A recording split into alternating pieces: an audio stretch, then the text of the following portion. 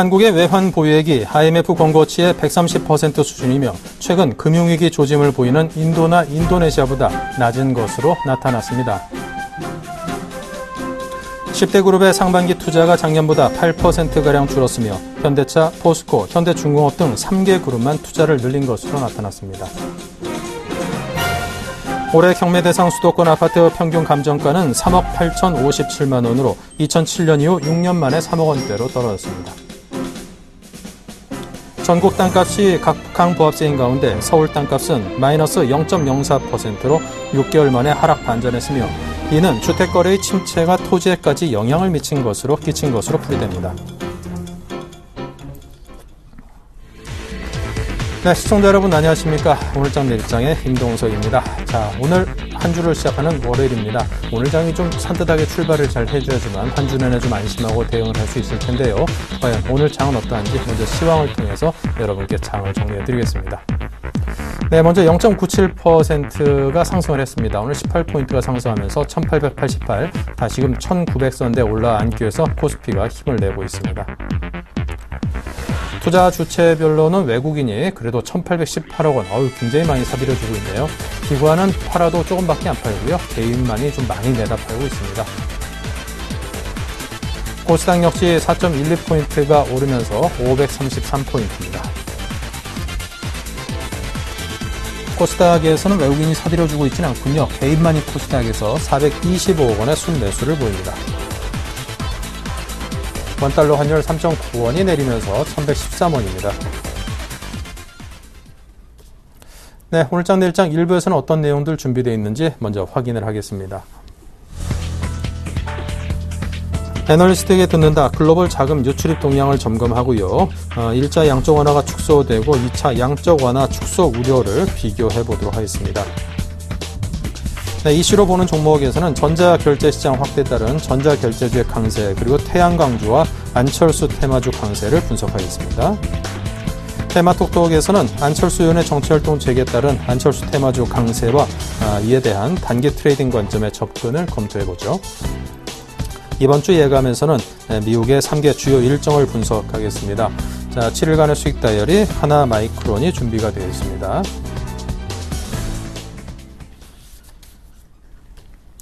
네, 자, 먼저 오늘장 자세한 이야기를 대신증권 컨설팅랩의 최재식 팀장과 함께 하겠습니다. 안녕하십니까? 네, 안녕하십니까? 네, 먼저 오늘장 특징부터 점검해 주십시오. 네, 오늘은 양적 완화 축소 우려 완화로 인해서 상승 확대 중에 있습니다. 외국인 매수는 연속적으로 이어지고 있고요. 또 오늘 아시아 증시 대부분이 상승세에 있습니다. 지난주에 많이 하락했던 경기 민감주 중심으로 상대적으로 강세 행진을 보이고 있습니다. 특히 외국인이 순매수하고 있는 업종인 전기전자, 운송장비, 화학, 철강, 금속업 등이 강세에 보이고 있고요. 고려아연, 현대차, 롯데케미칼 등이 주도하고 있습니다. 자, 먼저 오늘 지난주 우리 국내 증시에 외국인의 순매수세가 크게 유입이 됐었습니다. 자, 오늘도 역시 외국인이 한 1,800억 이상의 순매수를 보여서 증시 상승을 이끌고 있는데요. 자, 글로벌 주간 주식형 자금 유출입 동향 점검부터 해주십시오. 네, 지난주에 글로벌 주식형 자금 흐름은 가격 논리와 경제 모멘텀 기준으로 엇갈리는 모습을 보였습니다. 몇 가지 특징을 살펴보면 글로벌 투자자들의 선호도를 살펴볼 수 있는데요. 자금 이동 흐름은 후행적이지만 요즘과 같은 변곡점에서는 주시할 필요가 있겠습니다. 지난 주간 글로벌 주식형 흐름에서 전체 글로벌 주식형은 121억 달러가 순유출이 되었습니다. 거기에는 미국 주식형이 141억 달러 순유출이 큰 영향을 줬던 것 같고요. 반면에 서유럽은 17억 달러가 수익 유입이 되었습니다. 향후에 자금이 크게 순유출된 미국 증시도 조정을 어느 정도 받으면 가격 매력이 다시 생겨서 돈이 다시 들어올 것으로 예상하고 있습니다. 미국의 펀더멘탈은 중국과 유럽 대비 상대적으로 견조하기 때문입니다.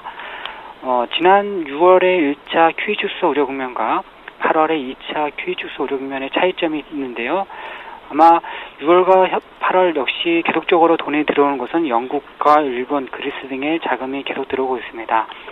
지난 1차 때와 달리 8월 2차 QE 축소 우려 국면에서 자금이 순유입이 되는 곳은 이탈리아, 스페인, 남아공, 멕시코가 되겠고요. 1차 때 순유입이 됐던 미국은 8월 들어서 밸류에이션 매력 감소와 유럽의 경제 개선 모멘텀으로 상대적으로 순유출이 되고 있습니다. 그 밖에 아시아 신흥국가 브릭스 등에서는 6월처럼 8월에도 대체로 순유출세가 계속되고 있습니다. 네.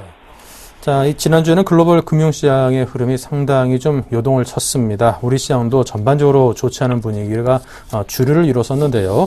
자, 코스피가 큰 조정을 받아들였습니다. 물론 금요일 이후에는 좀 나아졌지만요. 이번 주 시장 전망 어떻게 잡고 계십니까? 네.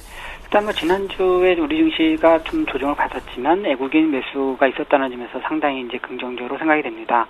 그 밖에 중국과 유럽의 8월 경제 지표가 많이 개선되고 있는 점도 긍정적이고요.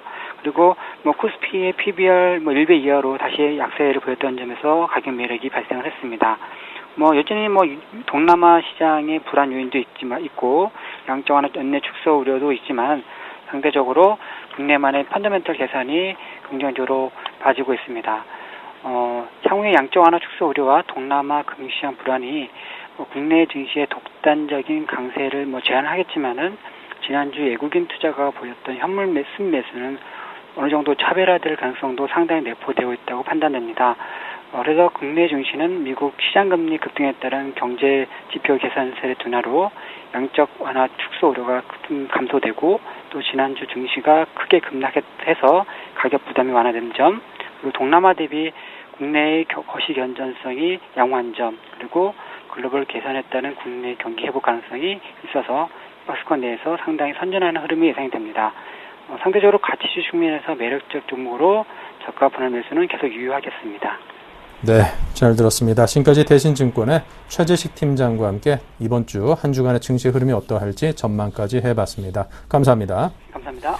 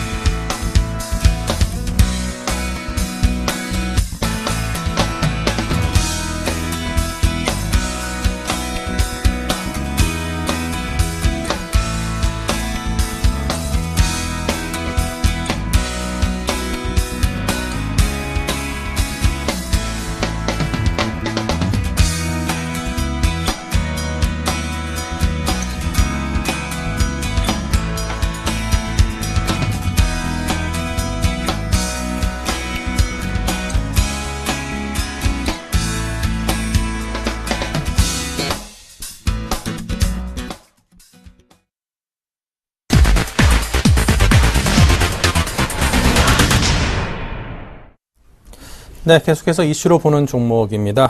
HMC 투자증권 사당점의 최희승 차장 연결합니다. 안녕하십니까? 네, 안녕하십니까? 네, 먼저 오늘장 이슈들 어떤 것들인지 먼저 소개해 주십시오.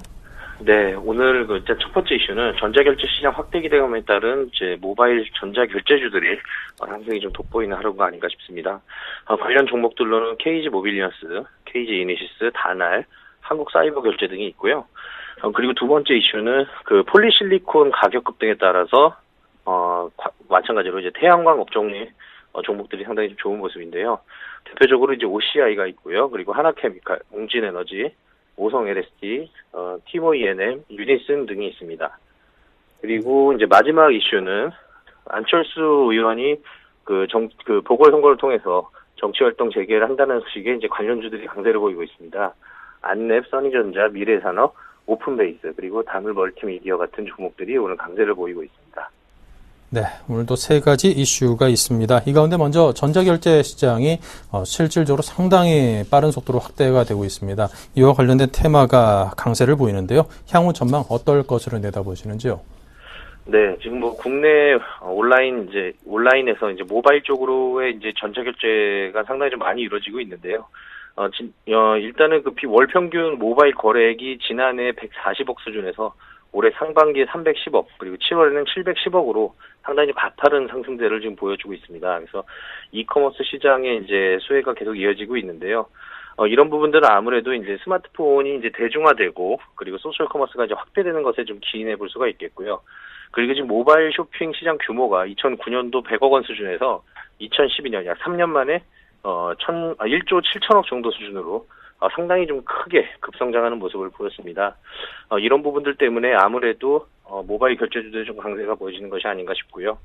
그리고 또 한 가지는 이제 국내 모바일 결제 시장이 이렇게 가파르게 좀 상승하는 그런 모습인데, 해외도 스마트폰 이용자 수가 꾸준하게 좀 증가하고 있기 때문에 아무래도 우리나라가 지금 인터페이스가 상당히 좋기 때문에 지금 해외 진출이라던가 해외 사업 부분에서도 상당히 좀 각광을 받을 것으로 예상을 해볼 수 있는 만큼 앞으로도 상당히 좀 좋은 모습을 보이지 않을까 싶고요. 우리 종목으로 좀 한 가지 종목을 좀 말씀을 드려보면 KG 이니시스를 좀 한번 말씀드려보겠습니다. 지금 이니시스 같은 경우에는 그 국내 온라인 신용카드 전자결제 부분에서 시장 점유 1위를 지금 하고 있는 회사고요. 앞서 말씀드린 데와 같이 그 스마트폰과 관련돼서 이제 모바일 결제 부분의 상승세가 상당히 좀 두드러지는 만큼 KG 이니시스 좀 관심 있게 좀 볼 필요가 있을 것 같고요. KG 이니시스의 좀 차트를 한번 좀 보면은 오늘 지금 2.5% 정도 지금 상승을 하고 있는 그런 모습인데요. 지금 현재 550원 올라서 22,350원입니다. 최근에 이제 8월달 들어서면서부터 상승세가 시작되면서 최근에 거래량도 상당히 좀 많이 늘고 외국계 매수가 상당히 좀 많이 들어오고 있어서 추가적인 상승이 좀 기대가 되는 그런 종목이고요. 일단은 뭐 최근에 좀 어떻게 보면 급등인데 좀 부담스러울 수도 있는 자리는 맞습니다. 따라서 지금 현재 신규 매수가 좀 부담스럽다 그랬을 때는 어찌됐건 간에 외국인 수급이 계속 좀 이어지는 한은 일단 매수 관점으로 좀 보시는 게 맞지 않을까 싶고요. 따라서 22,000원 정도 수준에서는 매수 가격으로 좀 말씀드려볼 수 있겠고, 목표가는 지금 PER 한 20배 정도를 추정해 봤을 때 EPS 기준으로 봐서 목표가가 대략 한 26,000원 정도 수준, 1,300원이 조금 넘습니다. 그래서 EPS가 1,300원이 조금 넘기 때문에 목표가는 좀 보수적으로 26,000원 정도 한번 좀 잡아보시기 바라겠고요. 손절가는 2만 원으로 좀 말씀을 드려보겠습니다. 2만 원은 이제 5일선 깨고 이탈하는 부분인데, 지금 현재는 5일선, 21선, 61선 정배열로 좀 올라오고 있는 그런 상황이기 때문에 깨진다고 해도 재차 상승할 가능성이 좀 높은 그런 차트 모습을 좀 보여주고 있습니다. 네. 자, 그리고 폴리실리콘 가격이 급등했다는 소식에 태양광주가 다시금 강세를 띠고 있습니다. 어떤 접근법이 유효할까요? 네, 지금 폴리실리콘 가격 같은 경우에는 전년 동월 대비해서 약 한 10% 정도 지금 상승을 하고 있는 모습인데요. 예전에 OCI 급등했을 때와 같은 그런 상승된 그런 수준은 아니지만 어쨌든 이중 바닥 형성 이후에 상승을 해주고 있다는 점에서 그런 상승 강도가 생각보다는 조금 견조하다, 이렇게 좀 말씀을 드려볼 수 있겠고요. 지금 8월달 평균 킬로그램당 폴리실리콘 가격이 17.45달러인데 지난해 12월 평균 15.5달러였습니다. 그래서 10% 이상 상승하는 점이고, 점이 좀 주목해 볼 만한 거고, 최근에 2주 연속 상승세를 이어가고 있다는 점, 이게 상승폭이 생각보다 크진 않아도 꾸준한 모습을 좀 보여주고 있다는 점이고요. 그리고 이제 종목으로 좀 들어가서 하나케미칼의 이제 관계자 인터뷰한 것을 보면은 유럽에 수출되는 중국산 태양광 모듈 가격이 아무래도 이제 최소 가격 보증이라는 게 있기 때문에 아무래도 우리나라 모듈 가격도 소폭 상승하는 그런 효과가 좀 있다. 따라서 이제 태양광 모듈 쪽도 실적 개선을 좀 기대해 볼 수 있는 상황이다. 이런 인터뷰 내용이 있었고요. 지금 이 같은 현재 일어나고 있는 그런 상황들이 태양광의 어떤 업황 회복으로 좀 이어질지에 대해서는 좀 아직 좀 지켜볼 부분들이 좀 많이 좀 있다라고 보여지고, 일단은 뭐 주가상으로 봤을 때는 최근에 뭐 하나케미칼, OCI 추가적으로 더 빠지진 않고 있는 그런 모습입니다. 그래서 이런 폴리실리콘 가격이라던가 이제 태양광 업체들의 어떤 그 센티멘털적인 측면에서 좀 부각이 된다 그랬을 때는 추가적인 상승이 좀 가능한 국면이 아닌가 이렇게 볼 수 있겠고요. 그리고 이제 태양광 그 종목으로 좀 들어가서 OCI를 한번 좀 말씀을 드려보려고 하는데, 지금 뭐 아무래도 이제 태양광과 관련돼서는 최근에 이제 일본 원전과 관련된 이제 우려들이 좀 많이 나오고 있는데요. 이런 어떻게 보면 좀 반사이익에 대한 부분으로 태양광에 대해서 앞으로 좀 각광을 받을 수 있는 부분이 현존하고 있다라고 보여지고, 또 한 가지는 이제 그 양적 완화 축소와 관계된 내용이기도 한데요. 지금 글로벌 경제 지표들이 상당히 좋아지고 있고, 뭐 중국의 PMI뿐만 아니라 뭐 미국의 어떤 경제 지표들 상당히 좀 좋은 모습으로 양적 완화 축소 얘기가 좀 나오고 있는 시점에서 글로벌 경기 회복에 따라서 태양광 쪽도 마찬가지로 이제 회복세를 보일 가능성이 좀 높다라고 보여집니다. 그리고 지금 OCI 같은 경우에는 지난해 6월부터 이제 그 증설을 투자를 해왔었는데, 한 1,165억 규모의 폴리실리콘 제조 설비를 증설을 계획을 하고 추진하고 있었는데, 잠정적으로 지금 연기를 한 상태고요. 이런 부분들은 이제 그 수요 공급 측면에서 어떤 폴리실리콘 업황이 회복될 때 상당히 좀 오히려 수혜를 좀 볼 수 있다. 라는 측면에서 봤을 때는 좀 긍정적인 오히려 뉴스가 아닌가 이렇게 말씀을 드릴 수 있겠습니다. 그래서 OCI 같은 경우에는 사실 뭐 오늘 시장이 상승하는 거 정도 수준으로 좀 크게 뭐 오르지 못한다 그래서 약간은 조금 이제 실망스러울 수도 있겠는데요. 어쨌든 지난 금요일에 외국인이 23,000주 정도 순매수를 해줬고 기관이 좀 매도를 해줬습니다만, 지금 현재는 뭐 외국인이 소폭 매도하는 것으로 좀 보여지고요. 어쨌든 뭐 수급지에서는 계속해서 좀 일어날 수 있는 만큼 좀 관심 있게 보셔야 될 것 같고, 일단 매수가는 지금 뭐 그 지난 금요일 저점이 154,000원 정도 수준이었는데, 그 정도 수준이면은 뭐 상당히 좀 매력적인 가격이 아닌가 싶고요. 그리고 지금 현재 16만 원 언더에서는 일단 매수 관점으로 좀 보시는 게 좋을 것 같고요. 목표가는 20만 원, 그리고 손절가는 15만 원으로 좀 짧게 보도록 하겠습니다. 네, 자 OCI까지 들었고요. 또 안철수 의원의 정치활동 재개 소식에 관련 테마주도 함께 강세입니다. 어떻게 전망을 해봐야 될까요? 이 정치 관련 테마주. 네, 사실 뭐 안철수 테마주들 뭐 대선 때도 그랬었고, 상당히 좀 소위 말해서 이 종목에 잘못 투자했다가 피눈물 흘리신 분들 상당히 많으실 텐데, 어떻게 보면은 개인 투자자분들 신규로 어떤 들어가는 그런 관점보다는 가지고 계신 분들이 어떻게 빠져나와야 되느냐를 고민하신 분들이 상당히 좀 많으실 것 같습니다. 오늘 상한가로 일단은 직행을 했고요.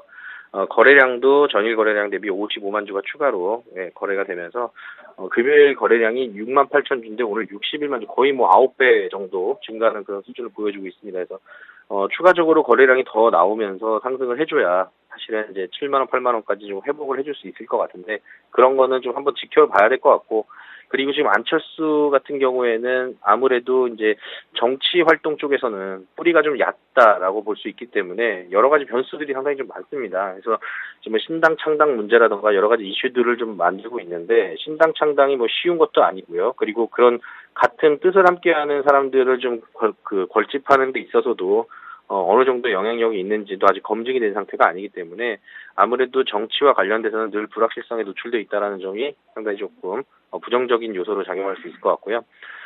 그리고 이제 대선 이후에 안철수에 대한 지지자들의 현주소를 알기가 상당히 좀 어렵다라고 좀 보고 있습니다. 이건 뭐 제 개인적인 사견일 수도 있는데, 지금 뭐 안철수를 지지했던 사람들의 모임이 뭐 문재인 후보 쪽으로 갔었던 부분들도 아니고요.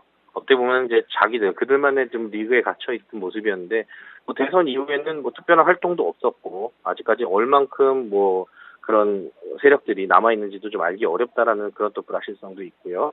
그리고 이제 마지막으로는 그 안철수 의원이 이제 정치 활동을 재개함에 있어서 뭐 국민들에게 어떤 그 센세이션한 모습을 보여줄 수 있을지, 그런 부분들이 없다라고 했을 때에는 오히려 실망감이 배가 될 수 있다. 그래서 그런 좀 부정적인 요소들을 제가 좀 계속 말씀을 드렸는데, 그런 부분들을 좀 조심을 하자는 측면에서 좀 말씀을 드렸던 부분이고요. 지금 신규로 어차피 오늘 뭐 상한가 갔기 때문에 좀 매수하는 것도 그렇고, 그리고 이제 뭐 어떤 기업 실적이나 이런 부분에 있어서 지금 상한가를 간 게 아니라 어떤 이슈에 의해서 좀 올라간 부분이기 때문에 제가 앞서 말씀드린 그런 불투명성과 불확실성이 계속해서 상존하고 있는 만큼 신규로 매수는 좀 건드리지 않는 게 좋지 않을까. 여기서 뭐 10만 원 가도 저는 뭐 할 말은 없겠습니다만, 어쨌든 간에 기업의 어떤 기본적인 펀더멘탈에 투자하는 게 아니라 그러면 좀 조심스러운 관점에서 좀 바라봐야 될 것 같고요. 그에 따라서 뭐 특별하게 어떤 매수 가격과 목표 가격, 손절 가격은 제시하지 않도록 하겠습니다. 알겠습니다. 자, 아무래도 좀 건드리기가 좀 겁이 나는 그런 테마죠. 안철수 테마주에 대해서는 여러분께서 잘 생각을 해보시기 바랍니다. 자, 지금까지 최희승 차장과 함께한 이슈로 보는 종목이었습니다. 감사합니다. 네, 고맙습니다.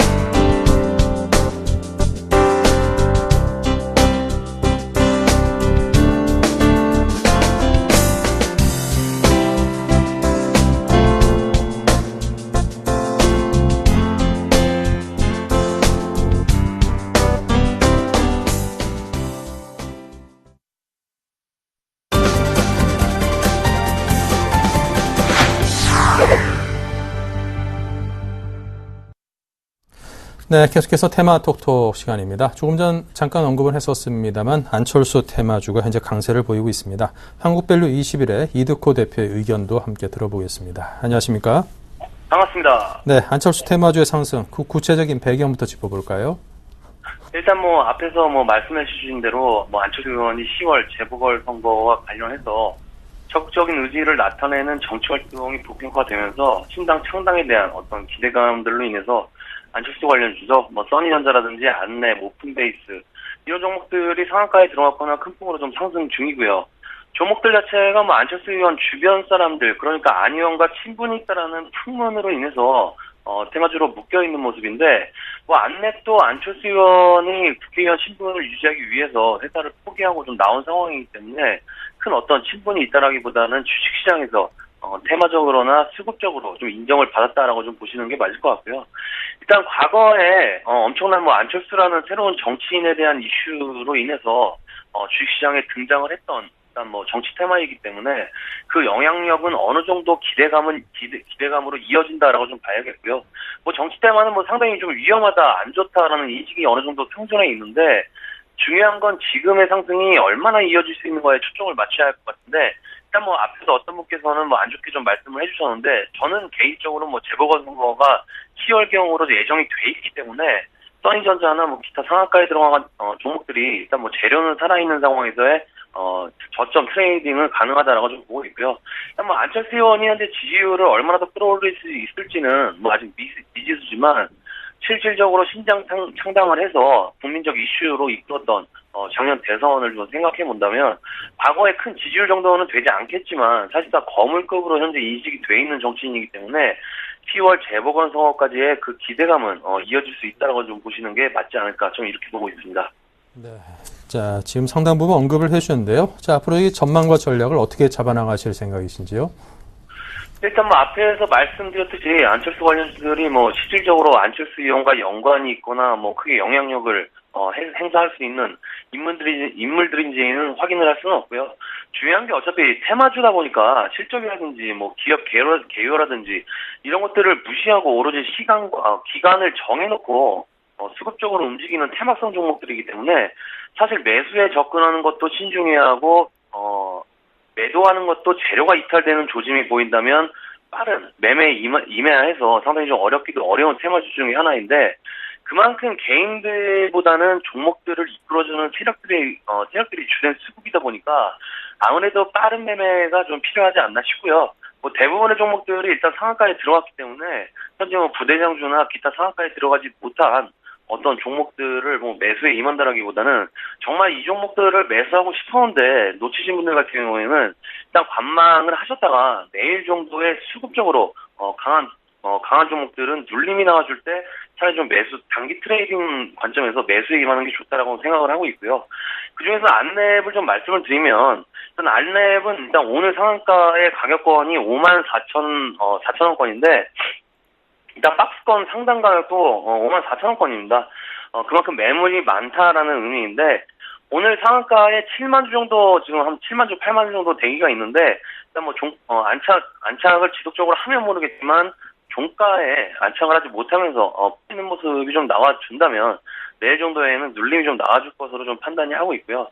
그럼 어느 정도의 매수해볼 만한 가격권은 나오지 않겠냐라고 좀 판단을 하고 있습니다. 그래서 어차피 이 안철수 관련주들은 테마성 종목들이기 때문에 꼭 안랩이 아니더라도 상한가에 들어간 종목들은 대부분 이런 트레이딩 전략으로만 보시는 게 맞다라고 좀 판단을 하고 있고요. 앞에서 말씀드렸지만 빠른 매매에 자신이 있으신 분들만 접근을 하시고 매수하고자 하시는 분들께서는 현재 뭐 박스권 안랩 같은 경우에는 박스권 상당히 들어갔기 때문에 54,000원권을 반드시 내일 뭐 갭 상승으로 돌파를 했다가 밀릴 때 트레이닝 전략으로 보시면서 대응 매매 위주로 전략을 좀 세우시도록 하시고요. 중요한 게 일단 10월 재보궐선거라는 재료는 일단 재료가 아직 기간은 남아있기 때문에 지속적으로 좀 관심을 가지시되 주가는 뭐 예전처럼 뭐 연상한가를 친다든지 점상을 간다든지 하는 그런 강력한 모습은 나오기가 쉽지 않기 때문에 매수해서 일단 홀딩을 한다라기보다는 트레이닝 관점에서 눌림을 줄 때 매수를 하되 강하게 떠서 출발을 할 때는 따라잡지 마셔야 일단 뭐 리스크 차원에서도 관리를 할 수 있다라고 좀 말씀을 드리면서 정리를 해드리도록 하겠습니다. 네, 잘 들었습니다. 지금까지 한국밸류 21의 이득호 대표와 함께했습니다. 감사합니다. 네, 고맙습니다.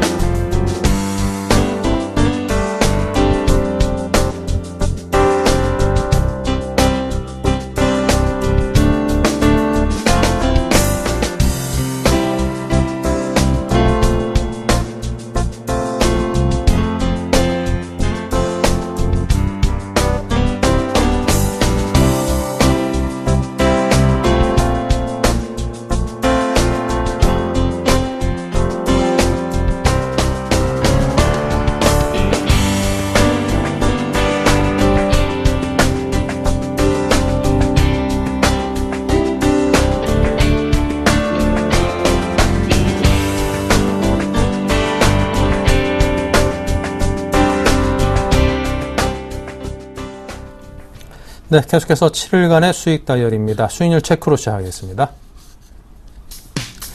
네, 수익률이 그다지 현재 좋지 않은 종목들이 2개 있고요. 굉장히 잘 오르는 종목들이 현재 3개가 있습니다. 미디어플렉스는 마이너스 6.1, 유진테크가 손절가 터치를 했습니다. 하지만 하림은 13.3%로 목표가 도달하면서 계속해서 수익을 키워나가고 있고요. SK텔레콤 2.2% 수익입니다. HB테크놀로지도 소폭 수익권입니다. 자, 이렇게 해서 이종복 대표의 하림이 목표가 도달로 오늘을 민합니다. 네, 동양증권 계양점의 박현상 대리 연결하겠습니다. 안녕하십니까? 네, 안녕하세요. 네, 미디어플렉스 마이너스 6.1%로 손실입니다. 대응법부터 알려주십시오. 일단은 지난주에 말씀을 드렸다시피 시장이 어느 정도 조정은 가능하다라는 점을 좀 미리 언급을 좀 드리긴 했었었고요. 일단은 시장이 조정을 받으면서 그동안에 괜찮았던 종목들 좀 매도가 좀 나온 것 같습니다. 하지만 한 이틀 동안 조정을 받았다가 다시 3일 동안은 지금 상승을 하고 있는 모습을 보이고 있고요. 아직까지 손절에 대한 3,500원까지는 깨지지 않았기 때문에 홀딩의 의견 같이 열심히 드릴 수가 있습니다. 일단은 수급 같은 경우를 살펴봤을 때 장이 빠졌을 것 같을 경우는 지금 기관에서 매도가 좀 나왔었고요. 그렇기 때문에 일단 기관이 다시 돌아와야지 미디어플렉스라는 종목도 플러스권을 돌아올 가능성이 굉장히 높다. 하지만 21선을 강력하게 지지를 하고 있기 때문에 추세가 끝났다고는 생각이 좀 들지 않고요. 3분기, 4분기에 대한 영화 개봉에 대한 기대감, 여러 가지 실적에 관한 기대감 역시 상재해 있는 상황이기 때문에 손절을 하지 않고 일단 손절가 터치를 안 했기 때문에 보유하고 있는 전략까지 같이 말씀을 드리도록 하겠습니다. 손절가 터치를 하지 않았기 때문에 여전한 보유를 말씀을 하셨습니다. 자, 새로운 종목은 어디를 준비하셨습니까? 네, 빨리 만회를 좀 해야 되겠는데요. 네. 일단은 바로 당장 치솟을 종목이라기보다는 3분기에 역시 좀 추세가 강한 종목들 위주로 좀 모멘텀 위주로 좀 말씀을 드리는 편이었고요. 이번 주 같은 경우는 하나마이크로라는 종목을 좀 준비를 해봤습니다. 아시다시피 후공정 관련주라고 볼 수가 있을 것 같아요. 3분기 이후에 삼성전자 투자가 계속되는 것만큼 후공정 관련주에도 계속되도록 우리 같은 경우는 어떻게 보면 관심을 가져야 된다라는 게 예전부터 말씀을 드리는 상황이고요. 이런 후공정 관련주들이 여러 가지가 있습니다. 시그네틱스라든지 STS 반도체, 하나마이크론 세 가지 종목으로 대변될 수가 있겠는데요. 그나마 차트가 가장 안정적으로 좀 차트가 나와 있기 때문에 하나마이크론 좀 뽑았기 때문에 일단 하반기에 이슈를 좀 주목을 하셔야 됩니다. 하나마이크론의 자회사인 회사가 있는데요. 그 회사에서 3분기, 4분기 때까지 코스닥 상장 계획이 있다라는 점, 그리고 오늘 좀 뉴스를 살펴보시면은 계속 적자였던 회사가 이번 주에 발표 28일날 발표 시절 실적 발표 예정인데요. 흑자권으로 돌아설 가능성이 굉장히 높다라는 두 가지로 매수 타이밍을 좀 보시면 될 것 같습니다. 지금 가격 자체는 오늘 좀 약간 좀 빠지긴 했었죠. 오전에 좀 올랐었다가 좀 밀린 것도 좀 보실 수가 있겠고요. 시장이 플러스가 날수록 어떻게 보면 기관권에서 매도가 조금씩은 나오고 있는 상황 속에서 지금 61선이 가고 이렇게 어떻게 보면 의미 있는 이평선이 닿아 있는 6,300원까지 분할 매수를 하시면 될 것 같고요. 목표가로는 8,000원, 손절가로는 6,000원을 제시를 해드리겠습니다. 일단 분할 매수에 대한 의견 여전히 될 수가 있는데 저희 프로그램의 특성상 오늘 종가로서 매매를 하셔더라도 충분히 무방하다고 생각이 좀 들고 있습니다. 네, 잘 들었습니다. 자, 지금까지 동양증권 계양점의 박현상 대리와 함께 하나마이크론 지금 약간의 손실이 나 있는 종목, 손실을 좀 만회하고 수익권으로 돌려세울 만한 종목으로 여러분께 말씀하셨으니까요. 여러분께서 잘 한번 검토를 해보시기 바랍니다. 단기간보다는 좀 긴 숨을 가지고 보셔야 될 것 같습니다. 오늘 말씀 감사합니다. 네, 감사합니다.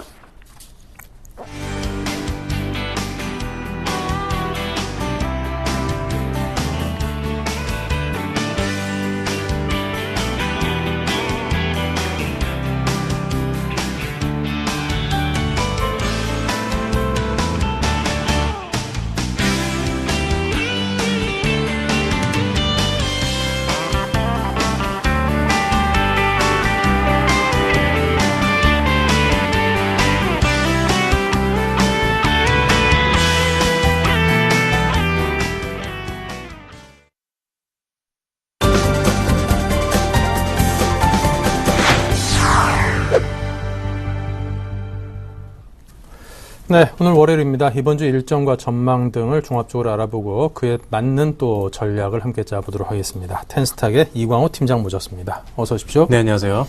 네, 오늘 장 흐름은 좀 다행스럽게도 우리도 상승 쪽으로 전환을 해서 잘 흘러가고 있습니다. 금요일의 흐름 잘 이어주고 있는데요. 자, 이번 한 주간 증시를 가름할 일정들 어떤 것들을 손에 꼽으십니까?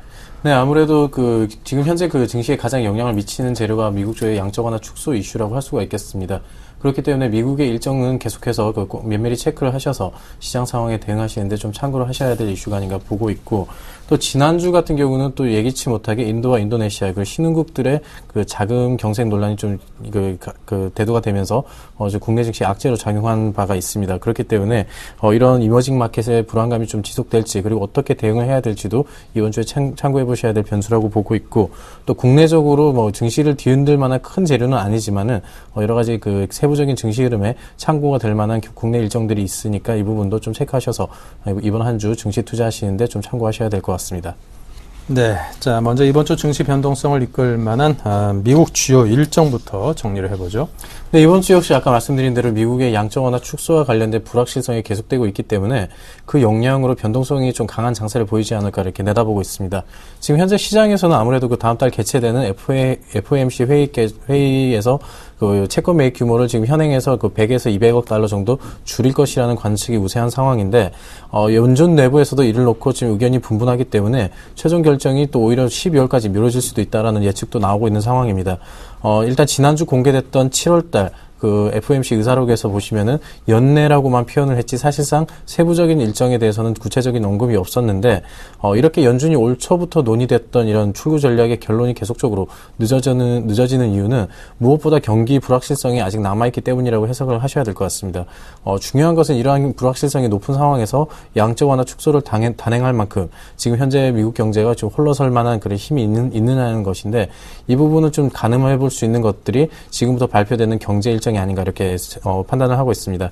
그래서 이번 주에 발표될 경제 지표들은 그 지금 시기가 시기인 만큼 지표 자체로서의 의미보다는 그 양적 완화 축소의 단서로서 그 의미가 더 크다고 할 수가 있겠고, 지표 결과에 따라서 시장은 좀 역행하는 그런 움직임을 나타낼 수가 있습니다. 단적인 예로 지난주에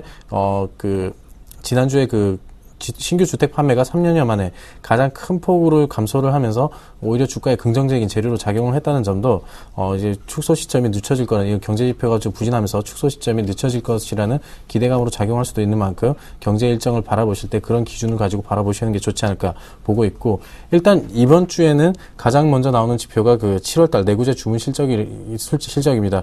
일단 조사에 따르면은 지금 현재 전월 대비 4.2% 늘었던 것이 오히려 4% 감소세로 돌아서면서 조금 이제 좋지 않은 모습을 보일 것으로 예상을 하고 있고, 그 다음 발표될 지수가 그 케이스실러 주택가격 지수라고 할 수가 있겠는데, 지금 현재 주택 시장의 회복세는 좀 어느 정도 이어지고 있는 만큼 전년 동기 대비해서 오를 것으로 보고 있어서 이런 지표 결과에 따른 그 변동성이 좀 계속해서 확대되지 않을까 전망을 하고 있습니다.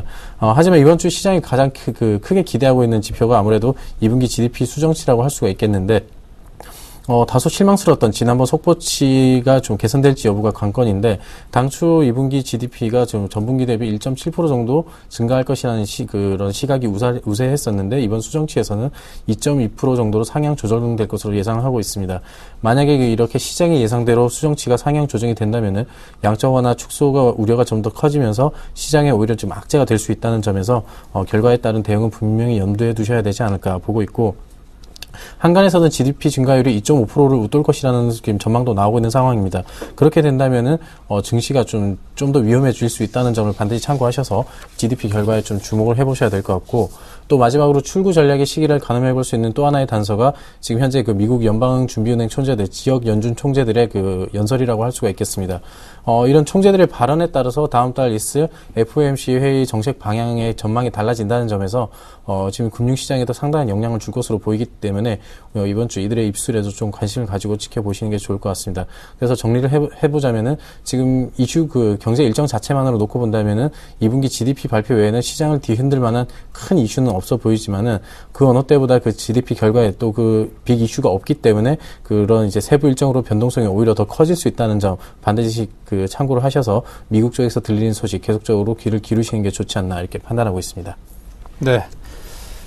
자, 요즘 들어서 뭐 전 세계 증시를 좀 다시 짓누르는, 특히나 이제 투자 심리에 상당한 악재로 작용하는 게 신흥국들의 금융위기에 대한 불안감 아닌가 싶습니다. 그동안 또 워낙에 불안불안하던 그 서구 국가들의 경제를 대신해서 전 세계 경제 좀 버팀목 역할을 해줬던 뭐 인도라든가 브라질이라든가 인도네시아 등등 이 각광받던 시장에 위기가 닥쳐온다고 하니까, 아니 거기까지 어려워지면 이제 어떡하라는 거야, 이런 불안감 때문에 좀 조마조마합니다. 자, 이번 주 어떤 흐름을 보일까요?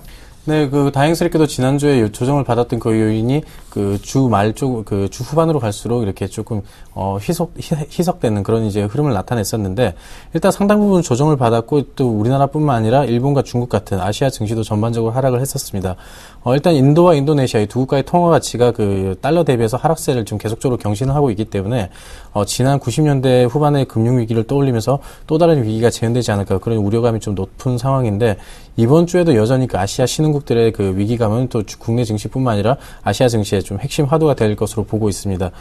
특히 이 두 국가의 그 자금 이탈이 단순히 이 두 국가의 문제가 아니라 지금 현재 미국의 양적 완화 축소 시기가 시기가 맞물려져 있다는 점에서 미치는 영향이 적지 않을 수가 있겠는데, 일단 다음 주에 예정된 미국 고용 보고서 발표 이전까지는 여전히 변동성 확대 국면에 있다는 점을 들었을 때 이런 경상수지 적자 국가들의 그 자금 이탈 우려는 계속적으로 좀 주목해야 될 뉴스라고 보고 있습니다.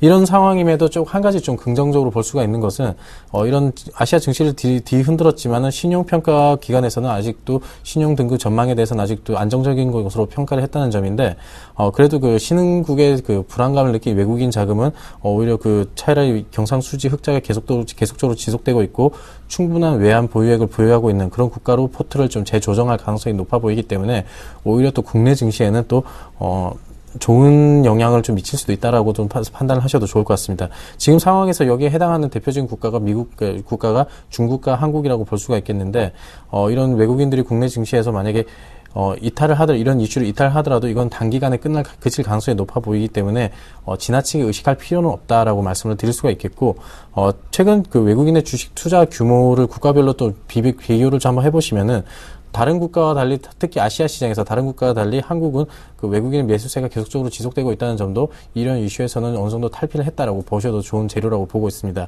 일단 신흥 시장에서 그 자금 유출에 대한 프로그램 매도세는 어느 정도 나타날 수 있겠지만은, 아시안 외환위기가 부각된 이후에도 외국인의 그 개별 종목은 거래를 통해서 한국 주식을 꾸준히 매수를 해주고 있기 때문에 이런 상황 오히려 좀 기회로 보는 시각도 많은 만큼 좀 기회를 활용하시는 것도 나쁘지 않을 것으로 보고 있습니다.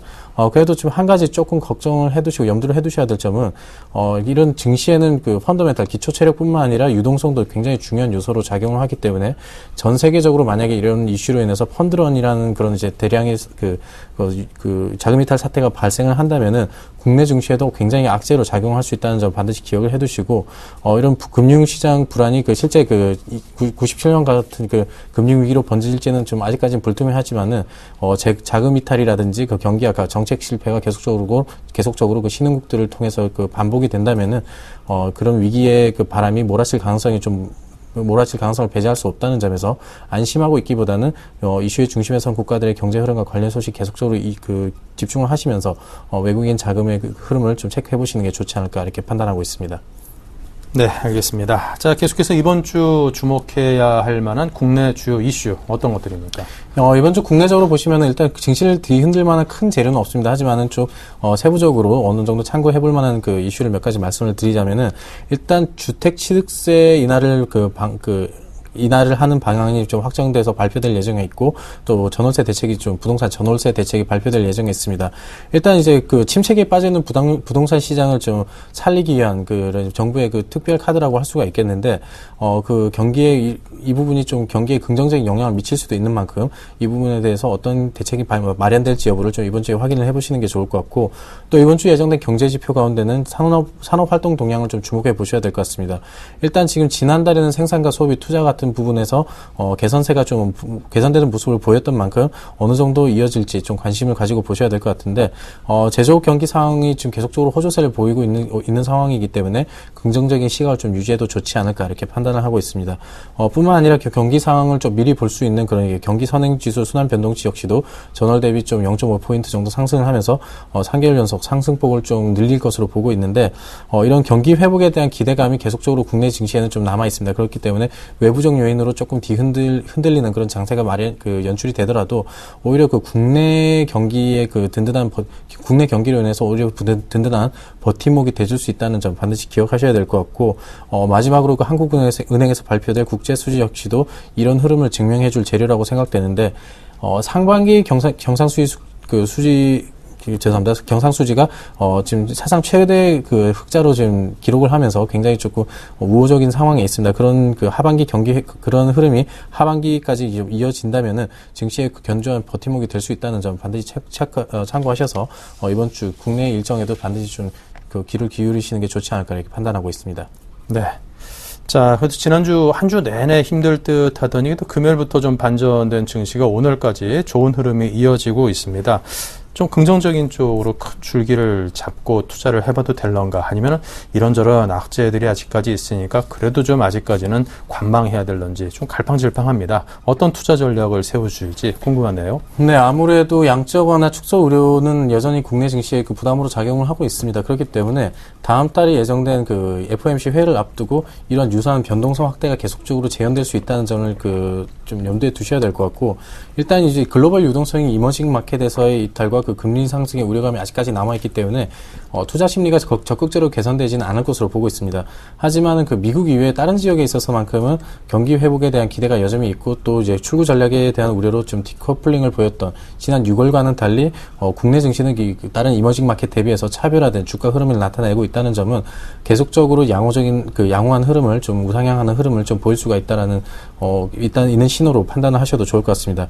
일단 가장 시장의 두려움이 커질 수 있는 시기가 다음 달 있을 FOMC, 다음 달 중순에 있을 FOMC 회의라고 할 수가 있겠는데, 이때가 좀 시장의 터닝 포인트라고 할 수가 있겠습니다. 그렇기 때문에 이때까지는 적극적으로 비중을 확대하시기보다는 조정시 매수를 하는 그런 이제 좀 소극적인 전략으로 계속적으로 대응하는 게 좋지 않을까 생각되고 있고, 일단 이제 또 이런 이제 시장 상황에서도 한 가지 좀 고무적인 점은 외국인 투자자가 지금 경상수지 같은 이런 지표들이 좀 개선세를 보이면서 외국인 투자자들이 계속적으로 한국 시장에서 적극적인 참여를 해주고 있다는 점인데, 지금 한국은 지금 현재 거시적인 측면에서 빠르진 않지만은 저점을 통과해서 회복하는 그런 신호가 계속적으로 지금 감지되고 있는 만큼 안정성과 성장성 모두 모든 부분에서 매력도가 지금 제고될 가능성이 높다는 점도 좀 참고하셔야 될 부분이라고 판단하고 있습니다. 그래서 양적 완화 축소가 좀 전에는 겪어보지 못한 이벤트이기 때문에 파급력을 어느 정도 다 가늠하기가 여전히 힘들지만은 언제나 예고된 악재들은 악재에 그쳤기 때문에 과거의 쇼크를 떠올리시면서 이제 좀 지수의 저점을 찾아보는 그런 타이밍을 잡는 작업을 지금부터 계속적으로 해보시는 게 좋지 않을까 이렇게 판단하고 있습니다. 네, 예고된 악재는 그냥 작은 악재에 그쳤다라는 말로 가름을 해주셨고요. 새로운 종목이라면 어디일까요? 네, 이번 주는 SKCNC라는 종목을 말씀을 좀 드려볼까 하는데요. 일단 간단하게 말씀드리겠습니다. 일단 평균적으로 이 SKCNC가 영업이익이 연평균 15%의 그런 실적 성장을 이뤄냈지만은 외부의 변수로 인해서 주가는 여전히 저평가되는 그런 흐름을 나타냈었습니다.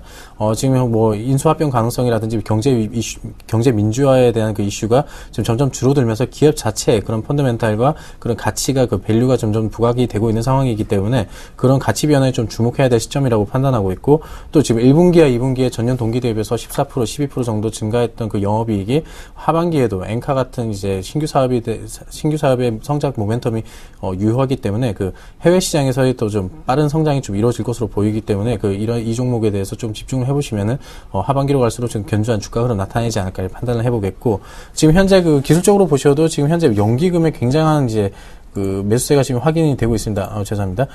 지금 현재 연기금에서 굉장히 이 종목을 지금 적극적으로 지금 사주고 있고, 또 이제 차트를 놓고 보셔도 지금 현재 매물대 위로 102,500원에 걸린 매물대 위로 안착하는 모습, 그리고 장기 이평과 단기 이평이 차례대로 이제 정배열되는 모습을 나타내고 있기 때문에 상승에 대한 신호 강하게 가지고 있다라고 보셔도 좋을 것 같습니다. 그래서 매수가는 105,000원 잡아드렸는데 106,000원도 나쁘지 않습니다. 그래서 오늘 종가로 잡으시고, 목표가는 지금 전고점을 좀 살짝 뚫는 115,000원 좀 짧게 잡으시고, 손절가 역시도 102,000원 정도로 매물대를 무너뜨리고 내려오는 그런 신호가 발생한다면 손절하셔서 큰 손해 없도록 대응하시는 게 좋을 것 같습니다. 네, 알겠습니다. 자, 이렇게 해서 SKCNC 이야기 들어봤고요. 자, 계속해서 포트폴리오 현황 점검하겠습니다. 네, 현재 현금 비중이 30%고요. 유한양행 20%를 비롯해서 현재 5개 종목으로 주식이 편입되어 있습니다. 7대3 비중입니다. 네, 지금 수익이 엔텔스가 좀 많이 빠져 있습니다. 마이너스 14%입니다. SK이노베이션 마이너스 6.3이고요. 반면 유한양행과 CJENM 두 종목은 현재 수익을 거둬주고 있습니다.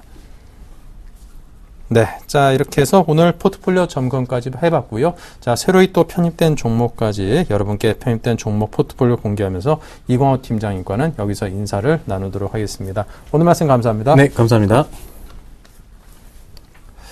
네, 자, 1부 순서는 여기서 마치고요. 잠시 후 2부에서 뵙겠습니다. 감사합니다.